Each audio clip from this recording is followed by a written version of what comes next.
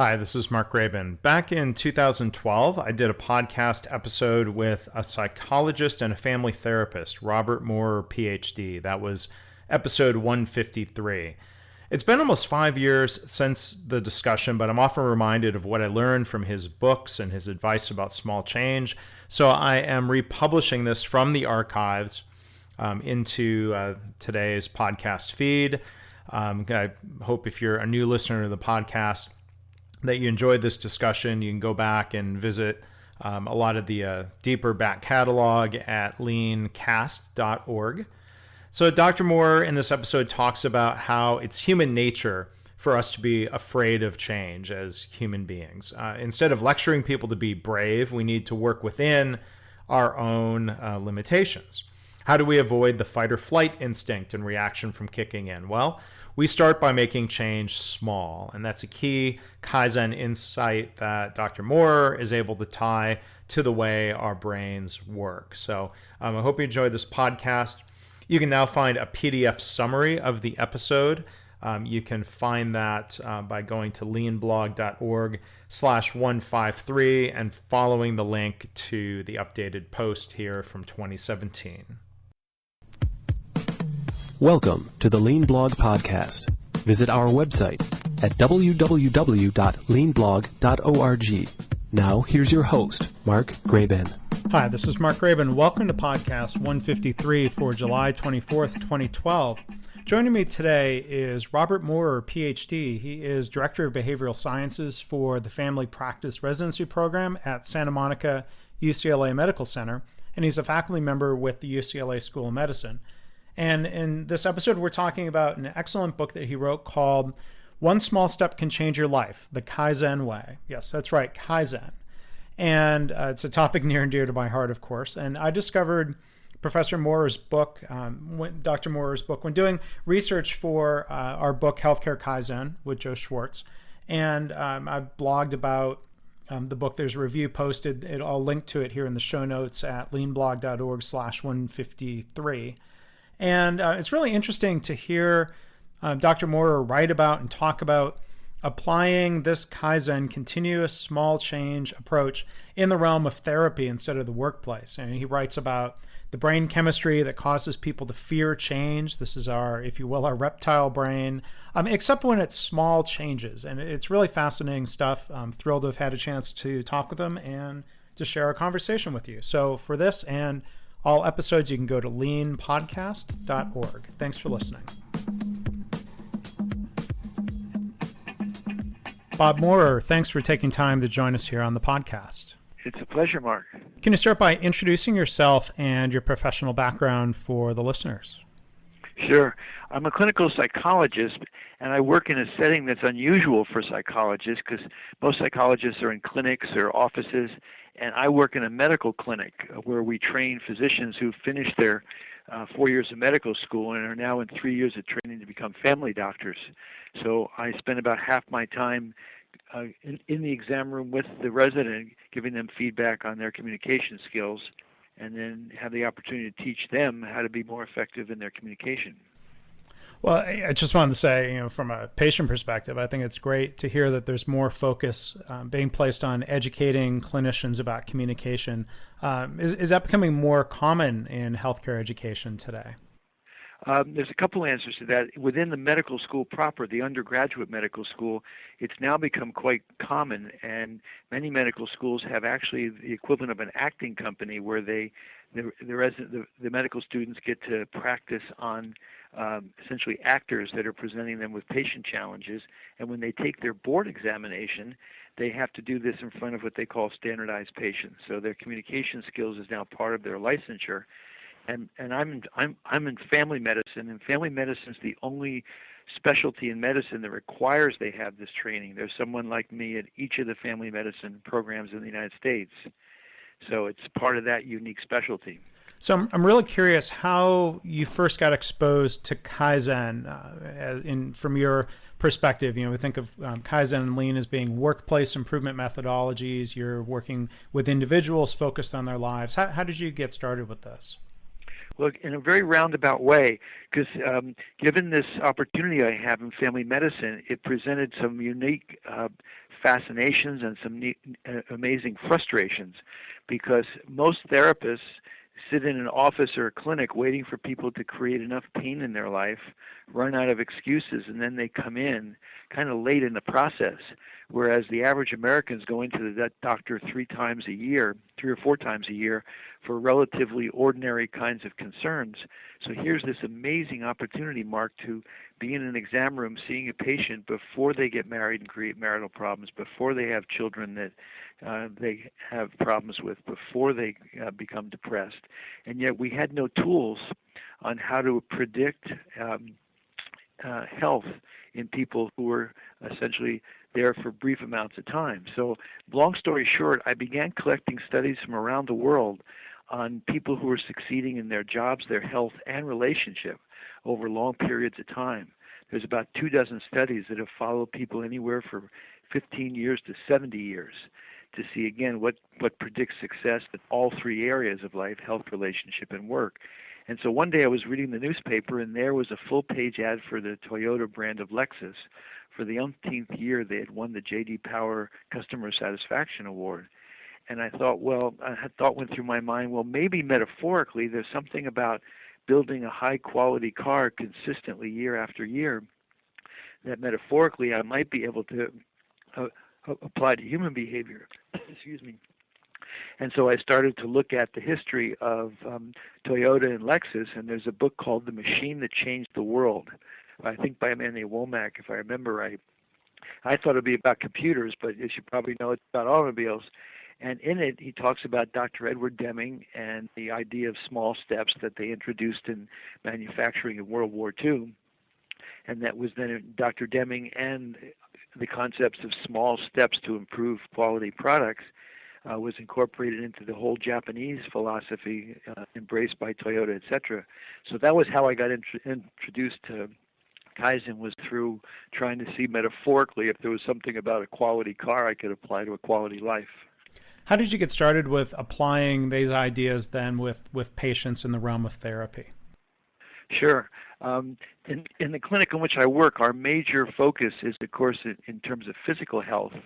And so that was my first interest, although I'll take you through a little bit of the research on the couples work, which has even more dramatic impacts for Kaizen. Because we see a lot of people who, like a lot of your listeners, who are leading very busy lives and have very little time to do the kinds of things that we know people need to do in terms of exercising an hour a day, et cetera, et cetera. So we found if we could get people to exercise 1 minute a day, every single day, all of a sudden we took away all their excuses. Because if I ask you to exercise an hour a day, you've got all kinds of good reasons why you don't have to do that. But if I ask you to exercise in place while you're watching TV 1 minute a day, then all of a sudden you're developing a habit. Years ago, Mark, before I ever heard of Kaizen, there was this world-famous expert at UCLA giving a two-evening course on cancer pain. And at the end of the night, he said to these cancer patients, I want you all to go home and meditate for 1 minute. So I waited for all these patients to leave, and I went up to the professor and said, Sir, why are you asking them to meditate for 1 minute? It's not enough to do them any good. He patiently said to me, how old is meditation? I said, thousands of years old. He responded, correct. There's a good chance everybody in this room has heard of it before tonight. Those who like the idea have already found a book or a teacher and are doing it. For the rest of the people in this room, meditation is the worst idea they ever heard of. I'd rather they go home and meditate for 1 minute than not meditate for 30. They may discover they like it, they may forget to stop, which is what the research argues. There was a study done in Seattle where they looked at people who, over the course of an entire week, gardened or walked for just an hour. That's a total in the whole week, which is about 450 calories, and lowered their risk of cardiac death by 70%.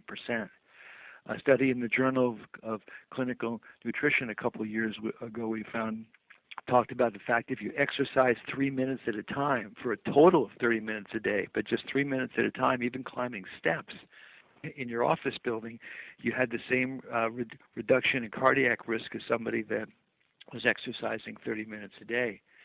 the Framingham study, the most famous of the prospective studies, where in 1984 they began following 5,200 people, and they found if you took 1 pound off a year for 4 years, that is, again, 4 pounds total, and kept it off, you reduced your risk of hypertension by 25%. My favorite study, and then I'll talk a little bit about the couples research, was done at the Mayo Clinic, where they developed essentially a pedometer that you wore. They called it data logging underwear. And they looked at, yeah, you have to see it to believe it. And they looked at people who never set foot in a health club, but who were, in spite of that, either thin or quite heavy. And what they found from the data logging underwear is people who were thin simply moved more during the day. On an escalator, they walked up instead of just standing there motionless. In their office, they would pace when they were on the phone. And when they went to the Costco lot, they'd park at the very end instead of driving around trying to find a space close to the door. They simply moved more, which added up to, on average, 300 calories a day and an average of 30 to 40 pounds of weight loss in a year. So I'll give you some more of these studies if you want, but again, in our 70-millimeter Dolby supersized extreme makeover culture, it's just hard to believe these small steps can have such profound influence on the body. So before moving on, talking about relationships and couples, there was a story in the book where you talk about a patient, a woman, I think, who you got to start exercising 1 minute a day, and those small steps really got her going to be able to take on more serious activity, building that new habit. Can you tell us more, tell the listeners more of the details of that great story? Sure. That the inspiration to work with this woman came out of a study that was done in Pittsburgh and then in Ireland, in which they went into a huge high-rise building. They went to the 4th floor and found a dozen people that hadn't exercised since high school, and they gave this group a lifetime membership to the fancy health club across the street. They gave them a lifetime they gave them a gift certificate for their trainer and another gift certificate for workout clothes. They went to the 10th or 11th floor of that same building, identified another dozen people in a different business who hadn't exercised since high school. All they asked them to do on Monday was go into the stairwell of the building, go up one flight of stairs, back to their floor, back to their desk, back to work. Tuesday, go into the same stairwell, go up one flight, add a single step, back to your floor, back to your desk. You get the idea. Every day of the work week, adding one step to this ridiculous regimen. Well, when they came back 1 year, 3 years, 5 years later, which group do you think is exercising better weight loss, cardiovascular fitness, lower cholesterol? Of course, the steppers. So what we asked this woman to do, she was a woman that worked a full-time job, had a mother in a nursing home that she wanted to visit at night. She had 2 small children. So the kind of busy lives that, again, many of your listeners have. And so asking her to go to the gym or follow the American Heart Association recommendations of 30 to 45 minutes, 5 to 7 days a week, she just looked at us blankly.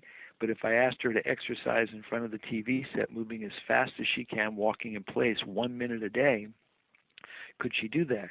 And of course, her face lit up. Of course I can do that. And what you're counting on is if you do something 1 minute a day, at first, of course, it's annoying, then it becomes tolerable, and then you develop a habit. And what we were counting on is, like with that professor with the people with the meditation, is that at a certain point you assume they're going to forget to stop. And you've developed a habit. So, and I'm sure listeners are curious, I mean, how do we take these, what we think of probably as workplace improvement ideas, this Kaizen, and apply it to our relationships? The best research we have on marriage is by a gentleman named Dr. John Gottman, who's a psychologist previously with the University of Washington and now at the Gottman Institute.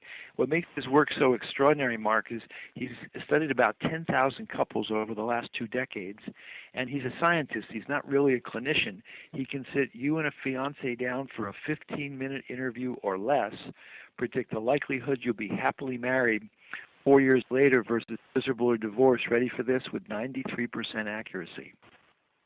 Now, basically, if I can summarize his research for you, it boils down to 2 things. One was how couples deal with conflict, which is not surprising, but some of what he found was common sense, some of it was quite uncommon. The second thing he found is positive attention outweighed negative on a daily basis by 5 to 1 when the relationship wasn't going well, 20 to 1 on the days when it was. Now, what's he talking about? 20 candlelight dinners, 20 trips to the movies? You couldn't physically accomplish it. It turns out to be small, trivial moments. When you make calls during the day, does your voice light up when you realize it's them? Do you put down the remote control, the newspaper, the telephone when they walk through the door? If they went to the dentist this morning, do you remember to ask them about it tonight? If you said you were going to be home at 6, are you home or calling to say you've been delayed?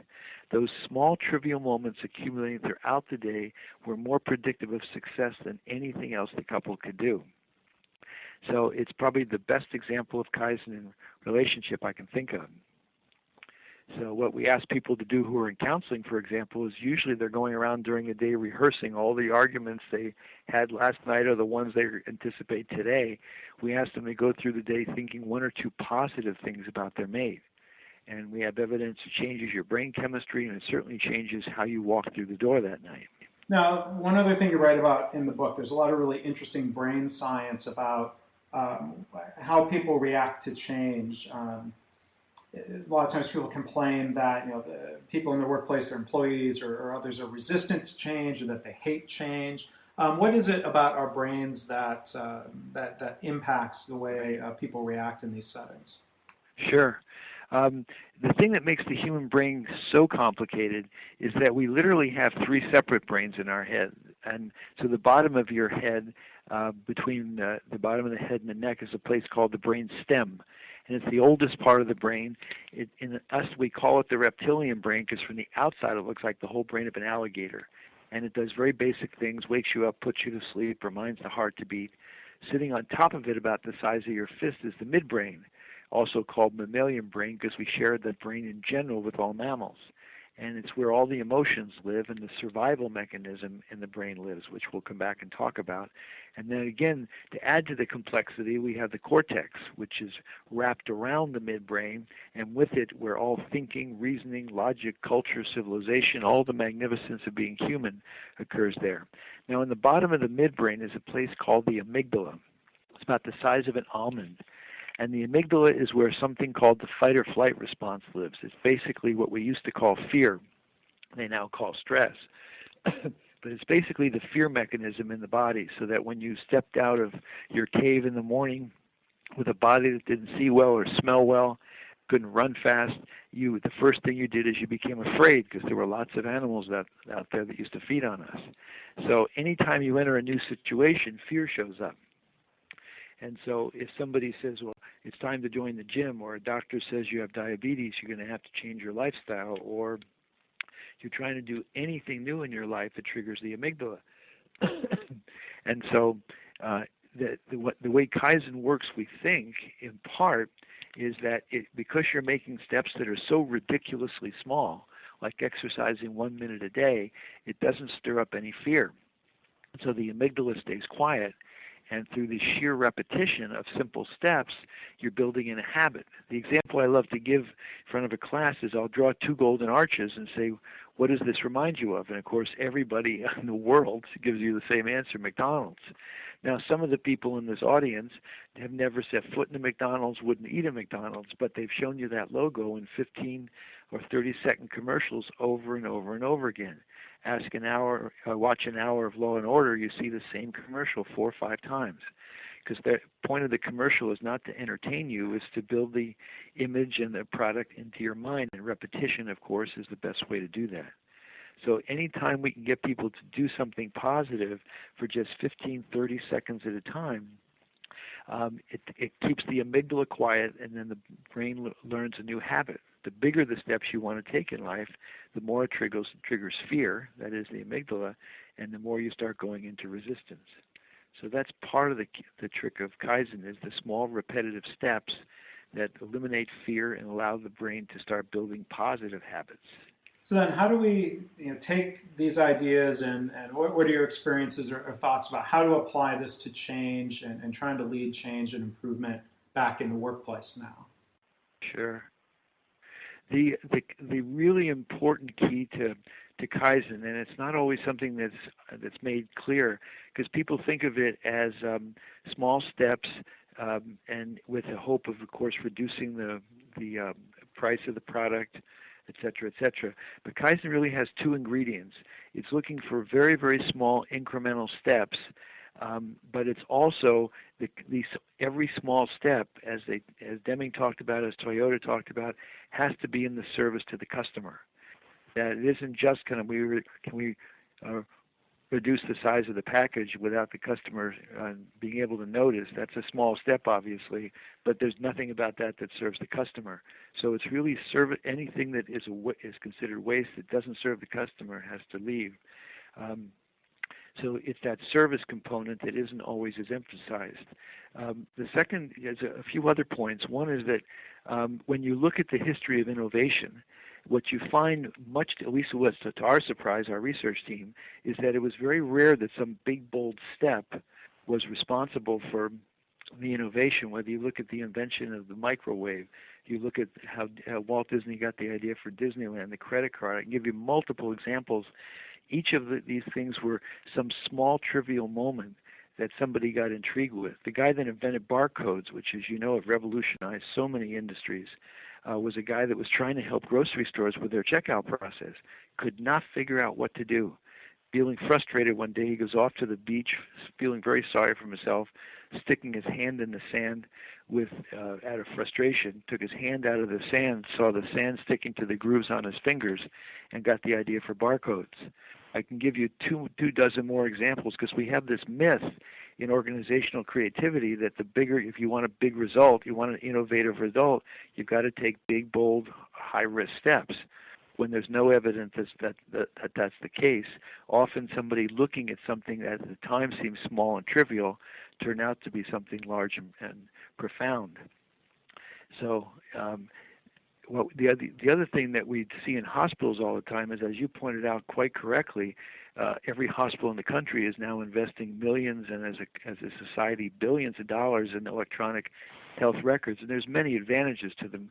But in terms of life-saving, if we could get everyone in the hospital to wash their hands as regularly as they need to, we would save more lives. And so it's much easier to get people to take on the innovative process of electronic health records and spend the vast fortune that takes, as opposed to getting people to do the mundane thing of washing their hands. When they introduced checklists into the surgery suite, 4 or 5 items that the physician and nurse would check off before starting an operation, they reduced infections sometimes to 0 and saved millions of dollars. But the resistance to getting people to use a checklist in the operating room was huge. So we tend to accept big steps sometimes more than small ones, but often not to our advantage. So can we use some of these Kaizen principles? I mean, if we think about trying to improve something, let's say like hand washing, rather than making a jump to 100% immediately, are there some small steps that we can try to take to allow people to build new habits and help get closer to or get to that 100% point eventually? Yeah.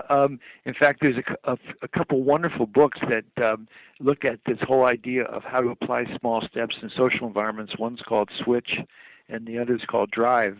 One of the examples they use, I forget which of those books, to tell you the truth, because they're both so extraordinarily well written, is where they put up signs in the hospital, either be sure to wash your hands, or in another part of the hospital they put up sign, please help your patients wash your hands before and after. And the plea to do it for the patients tripled the rate of participation in hand washing. So sometimes those kind of appeals can be dramatically effective. Well, like you said, that's bringing things back to what the patient needs are, as opposed to, I'm the boss. Exactly. I'm going to make you do it because I said so, and people react and maybe involuntarily and say, well, who says? And it's understandable where that sort of resistance comes from in kind of a traditional top-down command and control environment, wouldn't you say? Exactly. Yeah. All the research argues that punishment just doesn't work that well, because the minute the person punishing you is out of sight, you go back to the old behaviors. Well, again, thanks so much, Bob, for talking today. I really recommend everybody go take a look at your book, which is called One Small Step Can Change Your Life, The Kaizen Way. Again, Bob Maurer from UCLA. Thanks for talking today. It's a real honor. Thank you, Mark. Thanks for listening. This has been the Lean Blog Podcast. For Lean news and commentary updated daily, visit www.leanblog.org. If you have any questions or comments about this podcast, email Mark at leanpodcast@gmail.com.